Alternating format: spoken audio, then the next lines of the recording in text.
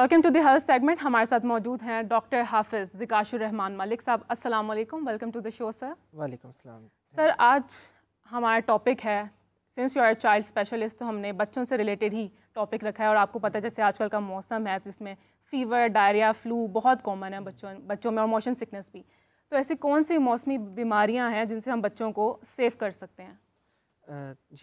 पहले तो ये कि सबसे पहले जो आजकल की बीमारियां हैं, स्पेशली जब आजकल जब ह्यूमिड एनवायरनमेंट बहुत ज़्यादा है, तो इसमें कुछ डिजीज़ हैं जो बहुत कॉमन है। स्पेसिफिकली स्किन डिजीज़, लाइक जिस तरह स्किन में क्या होगा, थोड़ा सा भी रैश होती है, जिस तरह गर्मी है, इचिंग होती है, इच करते हैं तो ऊपर बैक्टीरिया ग्रो कर जाता है। तो यहाँ पे बैक्टीरियल इन्फेक्शन, जिसे हम अपनी लैंग्वेज में इम्पिटाइगो बोलते हैं, ये बहुत कॉमन है।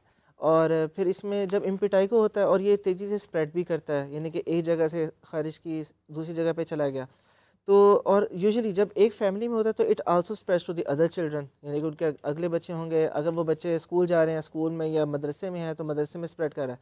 एक तो स्किन डिजीज़ बहुत कॉमन है। सेकेंडली हमारी जो आजकल जो एक पूरी एपिडेमिक, वर्ल्ड वाइड एपिडेमिक आई है, जो मीज़ल्स है। मीज़ल्स में जैसा जो स्टैट्स, अब जो CDC जो गवर्नमेंट है उसके स्टैट्स के मुताबिक टॉप 10 कंट्रीज़ में पाकिस्तान इस वक्त टॉप 10 कंट्रीज़ में आ रहा है जिसमें मीज़ल्स बहुत ज़्यादा है।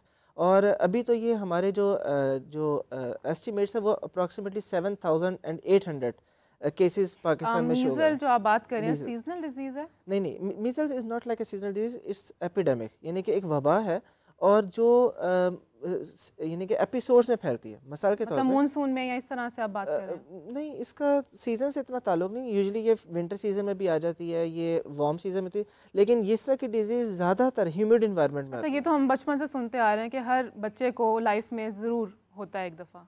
तो अच्छा, मीज़ल्स का आपने सुना है, लेकिन जैसे जब से वैक्सीनेशन हमने इंट्रोड्यूस करवाई है तो इट्स नॉट लाइक डैट। बल्कि एक मैं आपको स्टैट्स बताता हूँ, 2000 में अमेरिका में कहा गया था कि मीज़ल्स बिल्कुल एक्सटेंट हो चुकी है, तो पिछले 15-20 साल तक कोई केस नहीं आया। फिर 2019 में उनमें एक आया, एपिडेमिक आई, और मोर देन 30,000 केसेस अमेरिका में उस वक्त एक्नॉलेज किए गए। तो इसलिए ये ऐसा नहीं है कि मीज़ल्स हर बच्चे को होना चाहिए। जिस तरह हमारे यहाँ पे जो एपिक प्रोग्राम है जिसमें EPS स्केड्यूल में हम 9 मंथ्स में लगाते हैं और 15 मंथ्स में जो मीज़ल्स का एक वैक्सीनेशन लगाई जाती है, तो इट्स वेरी इफेक्टिव। और इसके साथ अगर मीज़ल्स होता भी है तो यूजुअली वो अनडॉक्यूमेंट रहता है, हल्का सा रैश होगा, फीवर होगा, and even doctor sometime don't even know कि ये मीज़ल्स ही है कि सिंपल एक वायरल इन्फेक्शन है। तो ऐसा नहीं है। वैक्सीनेशन अगर प्रॉपर की जाए और अगर वैक्सीनेशन का जो उसका टेम्परेचर है वो मेंटेन प्रॉपर हो, तो इट्स नॉट इम्पॉर्टेंट कि हर बच्चे को। मौसम में ना बेबीज जो होते हैं उनको यूजुअली रेडनेस स्किन पर और बम्प्स बहुत ज़्यादा होते हैं, तो इसकी क्या रीज़न होता है? Exactly, that's what I am telling कि इस ह्यूमिड इन्वायरमेंट में स्किन इन्फेक्शन बहुत ज़्यादा होती है। मैंने कहा जैसे कि रैश होती है, इचिंग होती है, जिस तरह बहुत ज़्यादा ह्यूमिड इन्वायरमेंट है, आपका स्वेट भी इजीली ड्राई नहीं होता। तो इसमें क्या होता है, स्वेट जब आपका रहता है, जहाँ पे स्किन थोड़ी सी इचिंग हो गई, वहाँ पे थोड़े सा जो हमारी एपिथेलियम है, एक स्किन की लेयर है, वो लेयर टूटती है तो उसके स्वेट के साथ बैक्टीरिया में चले जाते हैं। तो इट द कॉज कि यहाँ पे बम्प्स बनते हैं, इवन मल्टीपल एरियाज में एब्सेस बनेंगे, छोटे छोटे पस के दाने बढ़ेंगे, पस्ट्यूल्स होंगे, और इम्पिटाइगो होगा, फ्रंकल बनेगा, बहुत ज़्यादा स्किन की disease, a lot of disease. Monsoon में ऐसी कौन सी चीज़ें हैं जिससे बच्चों को परहेज़ करना चाहिए, उनको नहीं खिलानी चाहिए, ताकि डायरिया, टाइफाइड या मोशन सिकनेस उन्हें ना हो? एग्जैक्टली, आपने एक और बड़ा इंपॉर्टेंट लिया कि डायरिया। आजकल डायरिया इवन सबसे ज़्यादा मैं कहूँगा कि स्किन डिजीज़ से भी ज़्यादा डायरिया आ रहा है। और इसकी अगर प्रिवेंशन की बात करें तो प्रिवेंशन यही है कि क्या हो रहा है कि हम घरों में होते हैं, बाहर यानी कि कोई भी आवाज़ आई, या बच्चे स्कूल गए या कहीं अपने फैमिलीज़ में गए, कहीं ट्रिप में गए, वहाँ पे जिस आजकल आइस लोलीज और इस तरह की जो बर्फ़ वगैरह गोले जो होते हैं, बच्चे ये खाते हैं और उसके साथ डायरिया लग जाता है। और ये जो डायरिया जो आजकल आ रही है ये इन्फेक्शियस है। ज़्यादातर जो आजकल डायरिया आ रहा है वो वायरल है, लेकिन वायरल के साथ साथ प्रोटोजोल एक ख़ास जरासीम, जिस तरह अब यूँ समझ लें जैसे एमेबा, आपने नाम सुना होगा, एमेबा या जियार्डिया, ये डिजीज़ बहुत कॉमन आ रही है। इवन ये जो सिर्फ नौज़ायदा बच्चे, 1 मंथ से कम बच्चों में भी ये डिजीज़ आ रही हैं, ये डायरियल इलनेसेस आ रही हैं। अच्छा, माएँ जो हैं वो बहुत परेशान रहती हैं कि बच्चे अक्सर, आजकल जो मौसम भी ऐसा है मानसून का, अक्सर बच्चे बीमार रहते हैं। तो इस तरह की कौन सी जो चीज़ें हैं जो एक माँ को स्पेसिफिकली देखनी चाहिए कि अपने बच्चे को प्रॉपर लुकआउट करे, इसके कौन से ऐसे टेस्ट हैं जो डेली बेसिस पे होने चाहिए? एग्जैक्टली इसमें देखें कुछ चीज़ें, जिस तरह फॉर एग्जांपल अगर बच्चा सारा दिन खेल रहा है, क्योंकि बच्चों ने तो खेल रहा है, खेल रहे हैं और पूरे पसीने से भरे हैं, इसमें सबसे इम्पॉर्टेंट जो है ना वो हाइजीन है, यानी कि आपकी ड्रेस मेंटेन हो, दिन में 1 से 2 दफ़ा शॉवर ज़रूर लें और अपने हाथ ज़रूर क्लीन रखें। बच्चों में क्या होता है कि वो खेलते हैं, गंदे हाथ है, पसीने वाले हैं, वही दूसरी चीज़ों को पकड़ रहे हैं, फिर वही बाद में मुंह में डाल रहे हैं, तो इसी वजह से अक्सर बच्चे जो क्रॉलिंग करते हैं उनको अक्सर डायरिया या फीवर इस तरह की चीज़ें हो जाती हैं। उसकी देखिए रीज़न यही ना कि जर्म्स। जो जैसे बच्चा क्रॉल स्टार्ट करता है ना, एक डेवलपमेंट माइलस्टोन है कि बच्चों में 6 मंथ्स में माउथिंग स्टार्ट होती है, यानी कि हर चीज़ मुंह में डालना। तो जैसे ही माउथिंग स्टार्ट होती है, उन्होंने हर चीज़ डाली है, उनका एक रिफ्लेक्स है। हम कहते हैं ना कि बच्चे खा रहे हैं, अच्छे ग्रो नहीं कर रहे, नहीं, उनका एक रिफ्लेक्स है। तो इसी कंडीशन में, यानी कि जब बच्चे मुंह में भी डाल रहे हैं, क्रॉल भी कर रहे हैं, अब सामने जूता देखेंगे वो भी मुंह में डाल देंगे, यानी कि एवरीथिंग दे पुट इन, पत्थर, मिट्टी, एवरीथिंग, हाँ, हर चीज़ मुंह में डालेंगे। और फिर जब मुंह में डालेंगे वो, क्योंकि ये इन्वायरमेंट ऐसा है जिसमें आपका हर जरासीम ग्रो करता है इस इन्वायरमेंट में, तो आपका वो अंदर जाके वो प्रोटोजोआ अच्छा, इन्फेक्शन अक्सर बच्चों को ना ज़्यादा मेडिसिन खाने से यरकान भी हो जाता है, तो उसको कैसे कंट्रोल किया जा सकता है? अच्छा, ये एक सवाल है कि मेडिसिन से यरकान, इट्स नॉट, यानी कि ये प्रॉपर सवाल नहीं है, इसके क्या रीज़न हो सकती है? क्योंकि देखें मेडिसिन कुछ यरकान करती हैं, जिस तरह मसाल के तौर पर टीबी की मेडिसिन हैं और कुछ और मेडिसिन है, लेकिन ज़्यादातर जो हमारे सेटअप में यरकान आता है, it's not due to medicine, it's due to infection. और ये डर्टी क्लीन वाटर ना होना, और पीला यरकान तो अक्सर डॉक्टर्स कहते हैं कि मेडिसिन से ही हुआ। नो, पीला यरकान हमेशा इन्फेक्शन, इसके बोलते हैं हेपेटाइटिस ए है, ए और ई हमारे इधर आता है। और जहाँ पे भी आप इसको हम पढ़ेंगे तो ये ड्यू टू बैड हाइजीन, आपका वाटर प्योरीफाई ना हो, आपका सैनिटरी सिस्टम अच्छा ना हो, और आपकी जो आप कुछ भी खा रहे हैं वो आपका प्रॉपर फिल्टर्ड या बॉयल्ड या पेस्चराइज नहीं है, इवन आप दूध पी रहे हैं, पानी पी रहे हैं, तो इसके साथ आपका हेपेटाइटिस होगा। यही वजह कि आपने देखा कि जब हेपेटाइटिस होता है, हम पेरेंट्स को क्या कहते हैं कि अगर एक बच्चे को हुआ है तो बाकी बच्चों को होगा, कीप देम सेपरेट, उनका टॉवल, उनके यूटेंसिल्स, उनके वॉशरूम सेपरेट रखें, क्योंकि ये ट्रांसफ़र होगा फीको ओरल रूट से। फीको ओरल रूट का मतलब है कि थ्रू फेसिस स्टूल के साथ पास होगा, बच्चों के हाथ में लगेगा, और अगेन वो किसी चीज़ को टच करेंगे, दूसरा बच्चा टच करेगा, उनको यरकान हो जाएगा। तो इट्स इन्फेक्शन। और हेपेटाइटिस ए ई हमारे कॉमन है और अभी भी आ रहा है। ये हमारा ये वो चीज़ है जो पाकिस्तान में, जिस तरह हेपेटाइटिस ए ई के साथ BC, ये इसे बोलते हैं कि यहाँ पे चल रहा है, एंडेमिक चल रहा है। एंडेमिक का मतलब है कि एक एरिया में एक स्लो पोटेंशियल चल रहा है इस डिजीज़ का, वो ख़त्म नहीं हो रही, एक्सटेंड नहीं हो रही। और दुनिया में सबसे ज़्यादा जो हेपेटाइटिस BC का बर्डन है वो पाकिस्तान और इंडिया में है। तो ये हमें इस चीज़ से बचना, और इसका ज़्यादा क्या तरीका है कि आप अपने आप को हाइजीन रखें, हाथ साफ़ रखें। जिस तरह हेपेटाइटिस BC है, ये ब्लड कंटेमिनेटेड होता है, आप जिस तरह रेज़र इस्तेमाल ना करें, नेल कटर दूसरे का यूज़ ना करें, स्पेशली जब बार्बर शॉप में जाए, वहाँ पे अपने सामने अपने जो इसकी सीजर्स हैं और कटर्स हैं उनको अलग से वॉश करवाएं, या सेपरेट हों या स्टेरिलाइज्ड हों, या दूसरे जिसे बोलते कि डिस्पोजेबल हो, आप डिस्पोजेबल यूज़ करें। तो ये इस तरह हम प्रिवेंशन इसकी कर सकते हैं। 1 साल या उससे कम उम्र बच्चों की जो माएँ हैं उनको आप क्या हेल्थ टिप्स देंगे? क्या प्रिकॉशंस उन्हें लेनी चाहिए, या ईटिंग हैबिट्स वो बच्चों की कंट्रोल करें, या किस किस्म का एनवायरनमेंट में वो उन्हें रखें कि बच्चा सेफ़ रहे, हेल्दी रहे? अच्छा, देखिए 1 साल से कम उम्र में जब भी हमारी बात होगी ना, हम उसमें यही कहेंगे कि सबसे इम्पॉर्टेंट इज़ डाइट।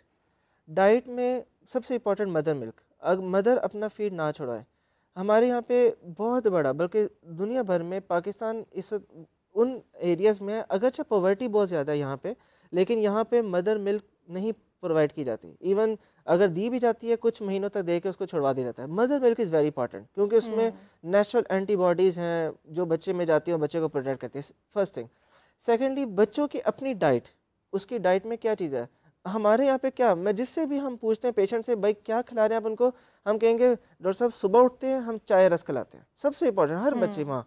फिर उसके बाद क्या खिलाते हैं, डॉक्टर साहब थोड़ा सा दूध पिला देते हैं, फिर बिस्कुट खिला देते हैं, फिर बाद में छोटी सी रोटी हमारे से बैठता है, हम 1-2 बुरके देते हैं, खा लेते हैं। तो इट्स नॉट द डाइट। आप डाइट रखें, प्रॉपर मील्स रखें, 3-4 दफ़ा खाना प्रॉपर हो, उसका सेपरेट एक छोटी चपाती बनाएं, या इसकी सेपरेट एक राइस मील बनाएं, और उसको उसके सामने, अपने सामने बैठा के उसको प्रॉपर वो फिनिश करवाएं। मील होना चाहिए। ये चाय रस, इसमें क्या ताकत है। और चाय तो बच्चों में हम कहते हैं कि देनी नहीं चाहिए। हमारे यहाँ पे चाय तो एज अ तबर्रुक के तौर पर समझ के दिया जाता है कि नहीं देना है, स्पून के साथ दी जा रही होती है, तो इट्स नॉट गुड।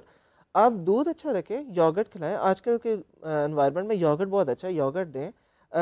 जितना फ्रूट है आजकल, जितना फ्रूट्स में जितना एप्रिकॉट है, जो प्लम है, जो हमारी ये फ्रूट्स चल रहे, पीच है, इट्स वेरी इंपॉर्टेंट और वेरी गुड। इसमें हर तरह का न्यूट्रिएंट ऐड है। फ्रूट्स बच्चों को दें, इनको फ्रूट जूसेस बना के दें। और सबसे बड़ा हमारा फ्लॉ ये भी है कि हम खुद भी फास्ट फूड पसंद करते हैं, और अपने बच्चे, जब हम खा रहे होंगे तो बच्चे क्यों नहीं खाएंगे। अक्सर पेरेंट्स आके कहते हैं डॉक्टर साहब हमारे बच्चे बर्गर बड़े शौक से खा रहे हैं, तो हम कहते हैं भाई आप दोनों खा रहे हैं, पेरेंट्स खा रहे हैं, वो कहेंगे डॉक्टर साहब हम खा लेते हैं लेकिन हम थोड़ा सा छुपा के खाते हैं। तो बच्चों ने तो देखना है। इवन एक बच्चा मुझे कह रहा था, कहता है डॉक्टर साहब सर इन्होंने खाया तो सुबह मैंने देखा रैपर पड़ा हुआ था। तो बच्चे इस चीज़ को नोट करते हैं। तो इसलिए हमेशा ये कहते हैं, हमेशा वर्ल्ड वाइड अगर हम कहते हैं ना बच्चों की न्यूट्रिशन अच्छी करनी है, सबसे इम्पॉर्टेंट पॉइंट इज़ कि मल्टीपल फूड आइटम्स अपने पेरेंट्स अपने साथ बैठा के खिलाएं, और जो खुद भी खा रहे हो और बच्चों को खिलाएं। खुद भी फ्रूट्स खाएंगे तो बच्चे खाएंगे, otherwise children are always very reluctant to eat fruits. अच्छा डॉक्टर साहब, ऐसी कौन सी मेडिसिन हैं जो हर बच्चों वाले घर में होना ज़रूरी है अगर किसी बच्चे को बुखार है, नज़ला है, फीवर है? Okay, it's good. यानी कि एक तो बुखार की सूरत में आप जिस तरह सिंपल हम पैरासीटामोल हम देते हैं या आइबुप्रोफेन देते हैं, ये दो चीज़ें हम देते हैं।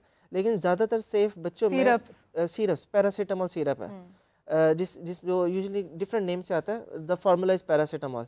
तो आप ये यूज़ कर सकते हैं। भी आजकल जी Brufen is basically trade name, इसका जो फार्मूला है वो आइबुप्रोफेन है। तो हम ये यूज़ कर सकते हैं, लेकिन paracetamol is much safer than ibuprofen. अच्छा, ये तो हो गया हमारी फीवर में। लेकिन कुछ चीज़ें और हैं जो हम बच्चों को देना चाहिए। जैसा फॉर एग्जांपल ज़रूरी नहीं कि आपके पास इतना रिसोर्सेज नहीं है, आप डॉक्टर के पास जाएं, उनसे लिखवाएं। आप कुछ सप्लीमेंट्स हैं वो ज़रूर ऐड करें, स्पेशली कैल्शियम ज़रूर ऐड करें, कैल्शियम और विटामिन डी। हमारी जो रिसेंट स्टडी के मुताबिक एशियन पॉपुलेशन में vitamin D deficiency is very important world wide. यानी कि पूरी दुनिया में सबसे ज़्यादा जो विटामिन डी डेफिशिएंसी वो एशियन कंट्रीज़ में, क्योंकि हमारी स्किन इस तरह की है कि जिसमें सनलाइट अब्जॉर्ब प्रॉपर नहीं होती, विटामिन डी बनता नहीं है। तो vitamin D and calcium is more important. मेरे ख्याल से ये हर घर में हर पेरेंट अपने बच्चों को ज़रूर दें। मुख्तलिफ नाम से आती है, बस आप किसी से लिखवा लें या स्टोर में जाके कह दें कैल्शियम और विटामिन डी सप्लीमेंटेशन ज़रूर ऐड करें। तो ये ज़्यादा इंपॉर्टेंट है। निस्बतन हम वेट करें कि डिजीज़ हो then we will go for the treatment. बेहतर है कि आप उसको हेल्दी रखें, न्यूट्रिशियस रखें, उसको कैल्शियम विटामिन डी प्रॉपर रखें। और विटामिन डी तो बल्कि एक रिसेंट रिसर्च है कि it's also the immuno protectant, यानी कि इम्यूनो डेफिशिएंसी तो उसको इम्यूनिटी को बेहतर करेगा, क़ुव्वत मुदाफ़त बढ़ाएगा। आपकी डिजीज़ जो एक आम, जिससे आपने देखा ना कि एक पूरा एक विशेष साइकिल है हमारे यहाँ पे, सोकड़ा जिसे मेल न्यूट्रिशन या सैम या मैम बोला जाता है, ये बहुत कॉमन है। इसकी वजह क्या है? इसकी वजह सबसे इंपॉर्टेंट डाइट कम होना, और ये साइकिल है। डाइट कम होगी, बच्चा वेट कम होगा, इन्फेक्शन ज़्यादा होगा, इन्फेक्शन, डायरिया, वॉमिटिंग, मोशन, नमूनिया, और इसके अलावा स्किन इन्फेक्शन ज़्यादा होंगे। अगेन बच्चा खाएगा कम, डिक्रीज ओरल इनटेक, फिर दोबारा से वेट कम। ये ऐसा साइकिल बन जाता है कि जिसमें बच्चा बाहर ही नहीं निकल पाता। और यूजुअली इस कंडीशन के बच्चों को फीवर, वेट लॉस और बच्चा इन्फेक्शन हो ही जा रहा है, इसमें बाहर नहीं आ रहा। वो इसी साइकिल में रहते यहाँ तक कि वो अल्टीमेटली या तो वो बिल्कुल ही छोटा रह जाएगा, ग्रोथ रिटार्डेड हो जाएगा, IQ लेवल ड्रॉप कर जाएगा, या फिर वो बच्चा सर्वाइव नहीं कर पाएगा।